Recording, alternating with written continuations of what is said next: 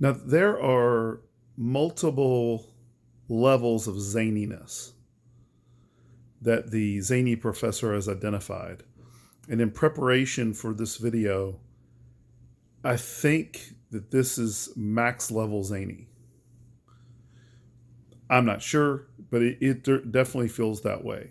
And there's going to be a ton of zaniness to go around here. So let's bring in the zany professor and let's continue our study of Revelation. Oh! And there'll be some easy comparisons here to contemporary churches. So, chapter 2, verse 18, it says, "And to the angel of the church in Thyatira write, the words of the Son of God, who has eyes like a flame of fire, and whose feet are like burnished bronze." So you'll see here very shortly that this is about God seeing, about Jesus seeing into them. That's what this is about. Okay, he can see deeply into them. Okay, it says, "I know your works, your love and faith and service and patient endurance, and that your latter works exceed the first." So very opposite of what we saw earlier. This is, they are progressing.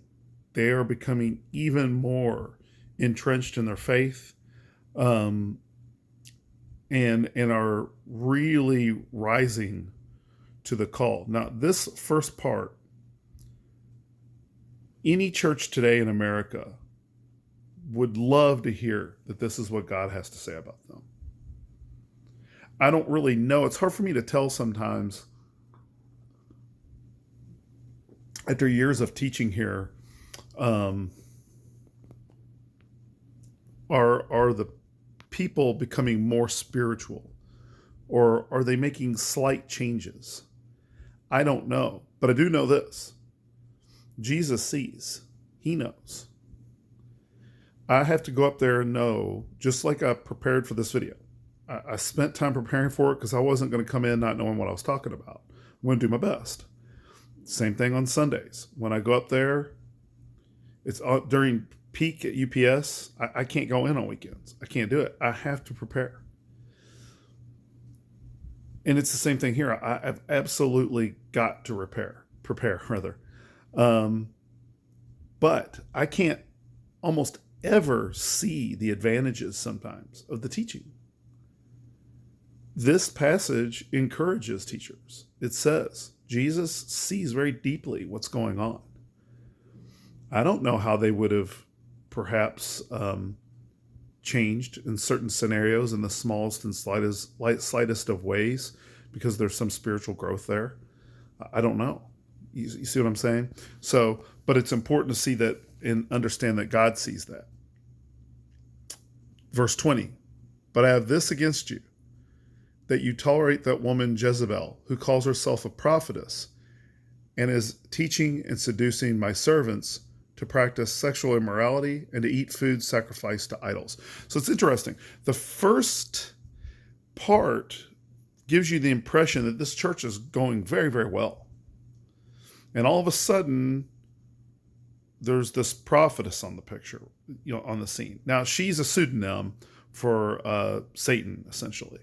Okay, this is false prophecy. And it's right there in the midst of their church. Now, we would have, if you had gone to a church today and seen this practice,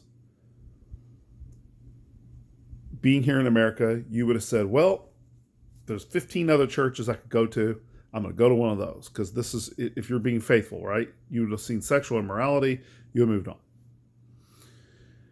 Well, they had a lot of options, right? But here in Thyatira, maybe they didn't have a lot of options. Maybe there was one church. And apparently, it also could be, let's speculate a little bit, it could be that some portions of this church doesn't really know what's going on with some of these people. That there are those in the church who've not been led astray by this false prophecy and aren't engaging in sexual immorality and don't know about this practice going on. That is quite possible. I would say that seems even more probable because I think God would encourage them to purge themselves. And in fact, it looks like, as we go, again, this is speculation on my part, but it looks like God is going to purge these people for them. Okay, because they can't do it for some reason. So maybe they don't know about it. Just guessing. But it's interesting, isn't it? All right. Again, this is not to be taken literal, this prophetess. Okay, this is there is some type of satanic influence going on in this church. As you'll see, I gave her time to repent, but she refuses to repent of her sexual immorality. Behold, I will throw her onto a sickbed, and those who commit adultery with her I will throw into great tribulation. So you can see already this is not a person to be taken literally, because they're obviously are not going to see a person in a sickbed and have this happen. So there's something else going on here, right? And this, unless they repent of her works. So as I've said with the book of Revelation, there is just levels within levels within levels. You really have to read deep into it. It's not a text you just fly through. Even in these early chapters, you want to really pay attention to what's being said. Does it make sense that this is a literal person? It really doesn't. Now, you might be tempted to go, Travis, you're in dangerous water. You're not being literal enough. I mean, zany professor. Well, actually, there's great precedent for this in the Bible, all throughout the Bible. Okay, so I can stand by that, no problem. Now, in 23, it says, and I will strike her children dead. Who are her children? I think it's the people in this church. All right? And all the churches will know that I am he who searches mind and heart, and I will give to each of you as your works deserve. So clearly, when you saw the opening, it says, eyes like a flame of fire. He's seen deeply. The things they can't see possibly is the things he can see. And they are not to be taken off guard when all of a sudden their numbers are being purged. So the tribulation coming to them is a form of judgment, but it looks like that form of judgment might be sickness, it says. It says in 24, but to the rest of you in Thyatira, who do not hold this teaching. See, it says this teaching. Now I'm doing this in English, right? It might be a little bit different in Greek, but I'm taking it that the translation's good here. Who hold this teaching. What is this teaching? Sexual immorality, right? There's some kind of, and they're eating, which is very common practice. A big temptation at this time is eating food offered up to idols. So there's apparently some kind of ritualistic thing going on here, maybe behind the scenes, who have not learned what some call the deep things of Satan. To you I say, I do not lay on you any other burden. Very interesting. Commentary wasn't clear on what that meant, deep things of Satan, but took some guesses at it itself. I'm taking a guess as well that this is teaching that's hidden from the believers, in a sense, deep things of Satan. So they're learning. They're really in a dark place, a real dark place. In 25, only hold fast what you have until I come.